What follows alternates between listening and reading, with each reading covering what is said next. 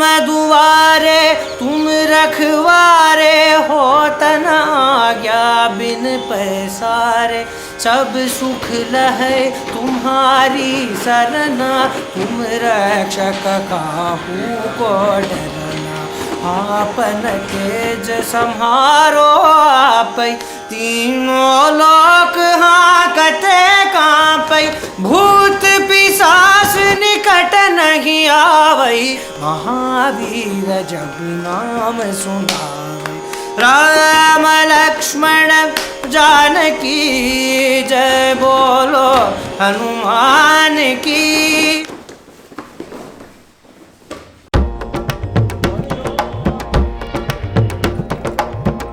ಮೈಸೂರು ದಸರಾ ಮಹೋತ್ಸವದ ಸಂದರ್ಭದಲ್ಲಿ ಈ ಕುಸ್ತಿ ಕ್ರೀಡೆ ರಾಜರ ಆಶ್ರಯದಲ್ಲಿ ಬೆಳೆದಂತದ್ದು ಈ ಪಾರಂಪರಿಕ ನಾಡ ಕುಸ್ತಿ ಪಂದ್ಯಗಳು. ಹಿಂದೆ ರಾಜರೇ ಲಂಗೋಟಿ ಕಟ್ಟಿ ರಣಧೀರರಾಗಿ ಪೈಲ್ವಾನರ ಪ್ರತಾಪದ ಪತಾಕೆಯನ್ನು ಆರಿಸಿದಂತಹ ಭವ್ಯವಾದ ಕ್ರೀಡೆ ಈ ಕುಸ್ತಿ.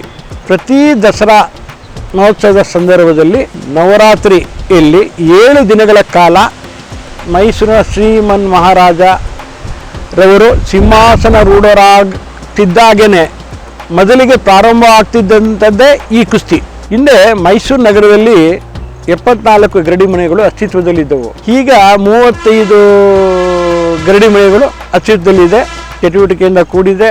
ಪ್ರತಿನಿತ್ಯ ಕುಸ್ತಿಪಟುಗಳು ಒಂದೊಂದು ಗರಡಿನಲ್ಲಿ 15, 20, 30 ಮಂದಿ ತರಬೇತಿಯನ್ನು ಪಡ್ತಾ ಇದ್ದಾರೆ. ಈ ದಸರಾ ಕುಸ್ತಿ ಪಂದ್ಯದಲ್ಲಿ ಭಾಗವಹಿಸಲಿಕ್ಕಾಗಿಯೇ ಕಳೆದ 1 ವರ್ಷದಿಂದನೂ ತರಬೇತಿಯಲ್ಲಿ ನಿರತರಾಗಿದ್ದಾರೆ.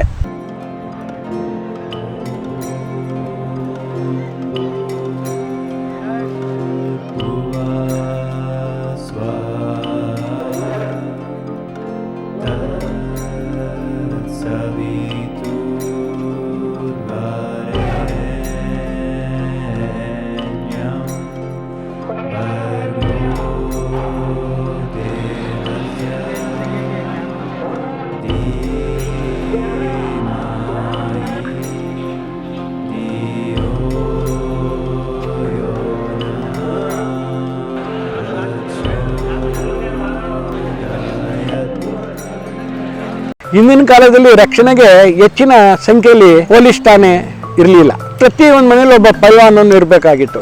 ಯಾವುದೇ ಒಂದು ಉತ್ಸವ, ಒಂದು ಕಾರ್ಯ ನಡಿಬೇಕಾದರೂ ಪೈಲ್ವಾನರುಗಳು, ಆ ಗಡಿಯ ಯಜಮಾನರು, ಉಸ್ತಾದರು, ಕಲೀಪರು ಇವರುಗಳ ನೇತೃತ್ವದಲ್ಲಿ, ಇವರುಗಳ ಮಾರ್ಗದರ್ಶನದಲ್ಲಿ ಈ ಕುಸ್ತಿಪಟುಗಳು ಆ ಉತ್ಸವ ಕಾರ್ಯವನ್ನು ಸುಲಲಿತವಾಗಿ ನಡೀಲಿಕ್ಕೆ ರಕ್ಷಣೆಯನ್ನು ನೀಡ್ತಾ ಇದ್ರು. ಹಿಂದೆ ಪ್ರತಿಯೊಂದು ಗ್ರಾಮದಲ್ಲೂ ಮತ್ತು ನಗರದಲ್ಲೂ ಹಲವಾರು ಗರಡಿ ಮನೆಗಳು, ನಮ್ಮ ಮೈಸೂರು ಜಿಲ್ಲೆಯಲ್ಲಿ 244 ಗರಡಿ ಮನೆಗಳು ಅಸ್ತಿತ್ವದಲ್ಲಿದ್ದವು. ಮೈಸೂರು ನಗರ ಒಂದರಲ್ಲಿ 74 ಗರಡಿ ಮನೆಗಳು ಇದ್ದವು. ಆ ಗರಡಿ ಮನೆಗಳಲ್ಲಿ ಪ್ರತಿನಿತ್ಯ ಬೆಳಗ್ಗೆ ಮತ್ತು ಸಂಜೆ 2 ಬಾರಿ ತರಬೇತಿಯನ್ನು ನೀಡ್ತಾ ಇದ್ರು. ಬೆಳಗಿನ ವೇಳೆ ಉಸ್ತಾದರುಗಳು ಕುಸ್ತಿಪಟುಗಳನ್ನು ಬಯಲು ಸಾಧನೆಗೆ ಕರ್ಕೊಂಡು ಹೋಗ್ತಾ ಇದ್ರು. ಎಲ್ಲಿ ಹಂತಗಳು ಇರ್ತದೋ ಅಲ್ಲಿ ಒಂದೊಂದು ದಿನ ಕಡೆ ಕರ್ಕೊಂಡು ಹೋಗ್ತಾ ಇದ್ರು ಬಯಲು ಸಾಧನೆಗೆ. ಅಲ್ಲಿ ಒಬ್ಬ ಕುಸ್ತಿಪಟು ಮತ್ತೊಬ್ಬ ಕುಸ್ತಿಪಟುವನ್ನು ಎತ್ಕೊಂಡು ಹಂತ ಹತ್ತೋದು, ಇಳಿಯೋದು ಅಭ್ಯಾಸ ಮಾಡಬೇಕು. ಮತ್ತು ಹುಲಿ ಹೆಜ್ಜೆ ಹಾಕೋದು, ಮತ್ತು ಬಾತ್ಕೋಳಿ ನಡಿಗೆ ಮಾಡೋದು, ಮತ್ತು ಕಪ್ಪೆ ರೀತಿಯಲ್ಲಿ ಕುಪ್ಪೋದು, ದಂಡ ಬೈಟಕ್ಕು, ಇದೆಲ್ಲವನ್ನು ಬಯಲು ಸಾಧನೆಯಲ್ಲಿ ಅವ್ರಿಗೆ ತರಬೇತಿ ನೀಡಿ ಅಭ್ಯಾಸ ಮಾಡಿಸಿ ಗರಡಿ ಮನೆಗೆ ಕರೆತಂದು ಅಲ್ಲಿ ಕೆಲವು ವ್ಯಾಯಾಮದ ದಂಡೆ, ಸಪೋಟು ಮತ್ತು ಕಟಾರಿ ಮತ್ತು ಕುಪ್ಪೋದು ಮತ್ತು ಮೇಲ್ಪುಟ, ಕೀಳ್ಪುಟ ಇವೆಲ್ಲವನ್ನು ವ್ಯಾಯಾಮ ಮಾಡಿಸಿ ಅವರಿಗೆ ತರಬೇತಿ ನೀಡ್ತಾಯಿದ್ರು.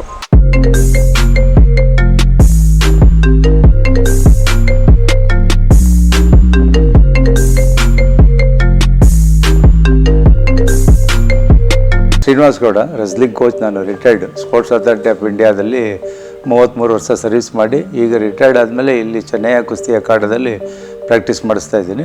ಸೊ ಬೆಳಿಗ್ಗೆ ಸಾಯಂಕಾಲ ಹುಡುಗರು ಡೈಲಿ ಪ್ರಾಕ್ಟೀಸ್ ಇದೆ. ಮತ್ತು ಈಗ ಇಲ್ಲಿ 1 ವರ್ಷದಿಂದ ಸ್ಟಾರ್ಟ್ ಮಾಡಿರೋದು.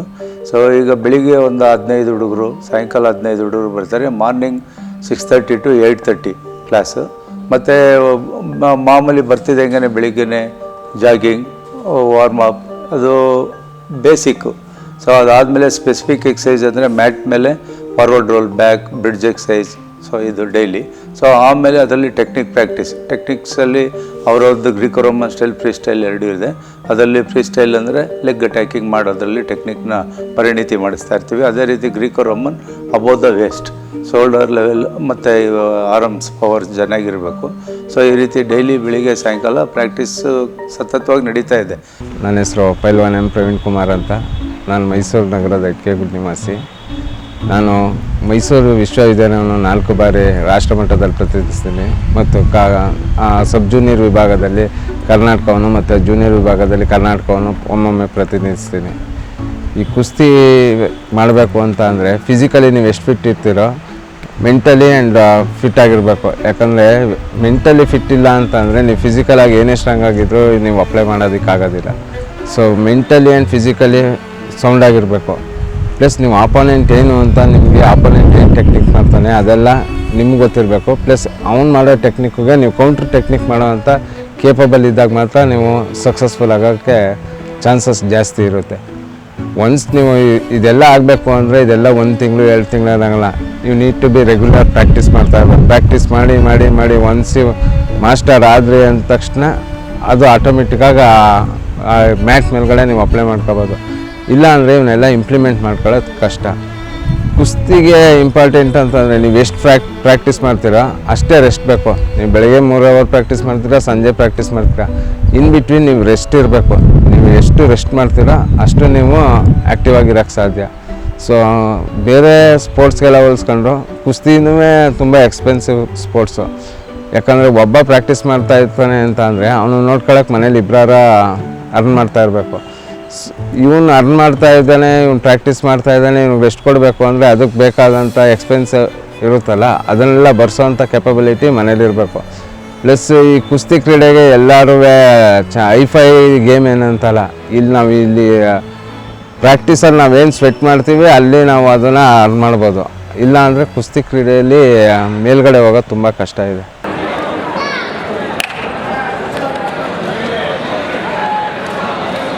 ಈ ಕುಸ್ತಿ ಕ್ರೀಡೆಗೆ ಬರುವಂಥ ಪಟುಗಳು ರೈತಾಪಿ ಮನೆತನದಿಂದ ಮಾಧ್ಯಮ ವರ್ಗದಿಂದನೇ ಹಿಂದಿನಿಂದನೂ ಅಭ್ಯಾಸಕ್ಕೆ ಬರ್ತಾ ಇದ್ದಾರೆ. ಈ ಬೇರೆ ಕ್ರೀಡೆಯಲ್ಲಿ ಭಾಗವಹಿಸ್ದಂಗೆ ನಾವು ಕುಸ್ತಿ ಕ್ರೀಡೆಯಲ್ಲಿ ಭಾಗವಹಿಸ್ಲಿಕ್ಕಾಗಲ್ಲ. ಕುಸ್ತಿ ಕ್ರೀಡೆಯಲ್ಲಿ ಭಾಗವಹಿಸ್ಬೇಕಾದ್ರೆ ಪೈಲ್ವಾನ್ಗಿರಿ ಆಗಬೇಕಾದ್ರೆ ಅವನು ಕಠಿಣ ತರಬೇತಿಯನ್ನು ಪಡೀಬೇಕು. ಮುಂಜಾನೆ ವ್ಯಾಯಾಮದಲ್ಲಿ ನಿರತನಾಗಬೇಕು. ಆ ಹಿರಿಯರ ಮಾರ್ಗದರ್ಶನದಲ್ಲಿ ವ್ಯಾಯಾಮ ಮಾಡಬೇಕು. ನಂತರ ಮಧ್ಯಾಹ್ನ ಅಥವಾ ಸಂಜೆ ವೇಳೆ ಮಟ್ಟಿ ಮೇಲೆ ಅಭ್ಯಾಸ ಮಾಡಬೇಕು. ವರ್ಷಾನುಕಾಲ ತರಬೇತಿ ಪಡ್ಕೊಂಡ್ಬಂದರೆ ಅವನು ಸ್ಪರ್ಧೆಯಲ್ಲಿ ಭಾಗವಹಿಸಲಿಕ್ಕೆ ಅನುಕೂಲ. ಮತ್ತು ಅವತ್ತಿನ ಕಾಲದಲ್ಲಿ ಎಲ್ಲ ಆಹಾರ ಪದಾರ್ಥಗಳು ತುಂಬ ರಿಯಾಯಿತಿ ದರದಲ್ಲಿ ದೊರೀತಾ ಇತ್ತು. ಈ ಕುಸ್ತಿ ಕ್ರೀಡೆಯಲ್ಲಿ ಭಾಗವಹಿಸುವಾಗ ಕುಸ್ತಿಪಟುಗೆ ಮೊದಲನೇದಾಗಿ ಆಹಾರ ಮುಖ್ಯ. ಇವತ್ತು ದುಬಾರಿ ಕಾಲದಲ್ಲಿ ಅವ್ರ ಮಕ್ಕಳನ್ನ ಸಾಕಿ ಅವರು ವಿದ್ಯಾಭ್ಯಾಸ ಮಾಡಿಸೋದು ದೊಡ್ಡ ಶ್ರಮ ಆಗ್ತಾ ಇದೆ. ಇನ್ನು ಇದಕ್ಕಿದು ಮಾಡಬೇಕು ಅಂದರೆ ಹೇರಳವಾಗಿ ಅವರು ಹಣವನ್ನು ವ್ಯಯ ಮಾಡಬೇಕು ಮತ್ತು ಅದರಲ್ಲಿ ಆದಾಯ ಬರುತ್ತೆ ಅನ್ನೋ ದೃಷ್ಟಿಯಿಂದ ಇಲ್ಲ. ಆ ಕ್ರೀಡೆಯಲ್ಲಿ ಕಲಿಬೇಕು, ಕುಸ್ತಿ ಕಲಿಬೇಕು ಮತ್ತು ಸ್ಪರ್ಧೆಯಲ್ಲಿ ಭಾಗವಹಿಸಬೇಕು. ಇವತ್ತು ಎಷ್ಟೋ ಮಂಥನ್ಗಳಲ್ಲಿ ಅವರ ಮಾಧ್ಯಮ ವರ್ಗದವರಿದ್ರೂ ಸುದಾ ಅವ್ರ ಮಂಥನದವ್ರು ಈ ಕುಸ್ತಿ ಕಲೆಯನ್ನು ಬೆಳೆಸ್ಕೊಂಡು ಬರ್ತಾ ಇದ್ದಾರೆ.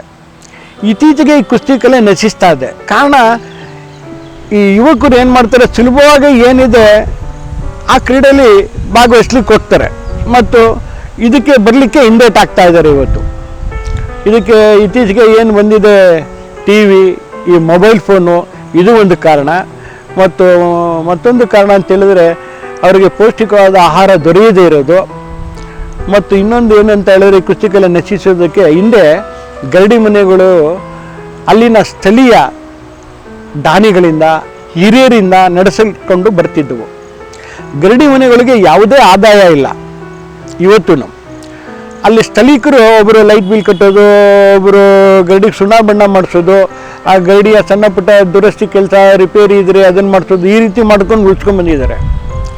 ಆದ್ದರಿಂದ ಈ ಕಲೆನ ಊರ್ಜಿತವಾಗಿ ಉಳಿಸ್ಕೊಳ್ಬೇಕು, ಇದನ್ನು ಅಭಿವೃದ್ಧಿಪಡಿಸಬೇಕು ಅನ್ನೋ ದೃಷ್ಟಿಯಿಂದ ನಮ್ಮ ಮಾನ್ಯ ಸರ್ಕಾರದವರು ಈ ಗರಡಿ ಮನೆಗಳಿಗೆ ಅನುದಾನವನ್ನು ನೀಡಬೇಕು. ಆ ಗರಡಿಯ ನಿರ್ವಹಣೆಗೆ ಹಾಗೂ ಈ ಕುಸ್ತಿನಲ್ಲಿ ಯಾರು ತರಬೇತಿ ಹೊಂದ್ತಾ ಇದ್ದಾರೆ ಆ ಕುಸ್ತಿಪಟುಗಳಿಗೆ ಅವರ ವಿದ್ಯಾರ್ಥಿಗೆ ತಕ್ಕಂತೆ ಅವರ ವಯೋಮಿತಿಗೆ ಅನುಸಾರವಾಗಿ ಅವರಿಗೆ ಪ್ರೋತ್ಸಾಹಧನವನ್ನು ನೀಡಿ ಈ ಕಲೆಯನ್ನು ಉಳಿಸ್ಕೊಡ್ಬೇಕು.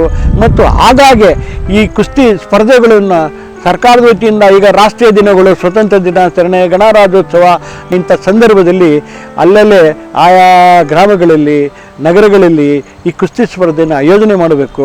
ಇಲ್ಲಿ ವರ್ಷಕ್ಕೊಂದ್ಸಾರಿ ದಸರಾ ಕುಸ್ತಿ ಸ್ಪರ್ಧೆ ಬಿಟ್ಟರೆ ಬೇರೆ ಕಡೆ ಕುಸ್ತಿ ಆಯೋಜನೆ ಆಗ್ತಿರೋದು ತುಂಬ ತ್ರಾಸಾಗಿದೆ. ಮತ್ತು ಉಚಿತವಾಗಿ ನಾವು ಕುಸ್ತಿ ಪಂದ್ಯ ನಡೆಸಿದ್ರೂ ವೀಕ್ಷಕರು ಬರಲಿಕ್ಕೆ ಆಕರ್ಷಣೆ ಕಳ್ಕೊಂಡಿದೆ. ಈ ಆಕರ್ಷಣೆ ಮತ್ತೆ ಬರಬೇಕು ಅಂದರೆ ಪ್ರತಿ ತಿಂಗಳಿಗೊಂದ್ಸಾರಿ, 15 ದಿನಕ್ಕೊಂದ್ಸಾರಿ ಈ ಕುಸ್ತಿ ಆಯೋಜನೆ ಮಾಡಬೇಕು. ಆಯೋಜನೆ ಮಾಡೋರಿಗೂ ಸ್ಥಳೀಯರು ಪ್ರೋತ್ಸಾಹ ನೀಡಬೇಕು, ಅಲ್ಲಿನ ದಾನಿಗಳು ಸಹಕಾರ ನೀಡಬೇಕು ಅಂಥೇಳಿ ನಾವು ವಿನಂತಿ ಮಾಡ್ಕೊಳ್ತೇನೆ.